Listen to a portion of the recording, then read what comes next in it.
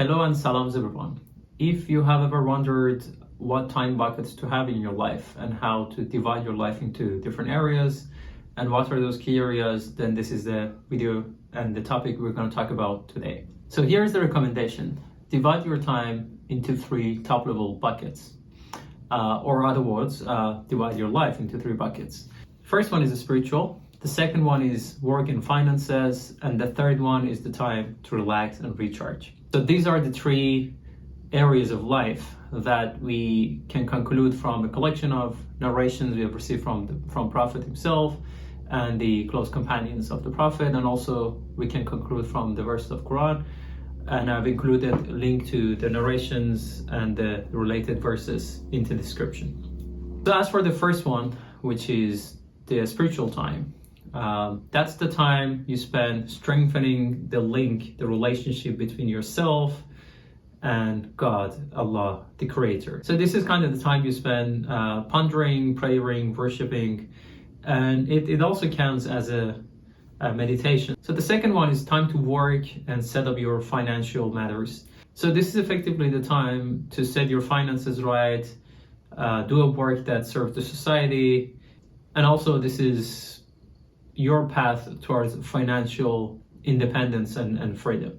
And finally, the last one is time to relax and recharge. If you're living a productive life, then you should be able to achieve all of the work you need to do, but also have extra time left to relax, recharge, and this is the time you spend with family, friends, building relationships that matter. So after you've done this, you can relate these 3 areas of your life to the verses of Quran you study every day.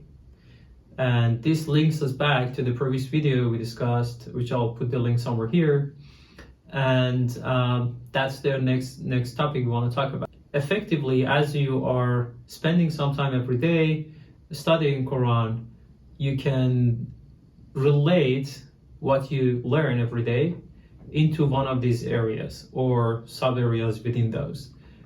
And that immediately makes what you've learned actionable. So you know where to apply it and how to apply that, because you have now linked it to one of the active areas in your life. It's very effective if you give it a structure on how you do it and kind of track the notes you take. I personally use a note-taking app which gives you a networking structure between the notes. The app is called Obsidian, and effectively the verses I read, I add a note about it, write a description, and then by either tagging or linking show to which area of life this depends.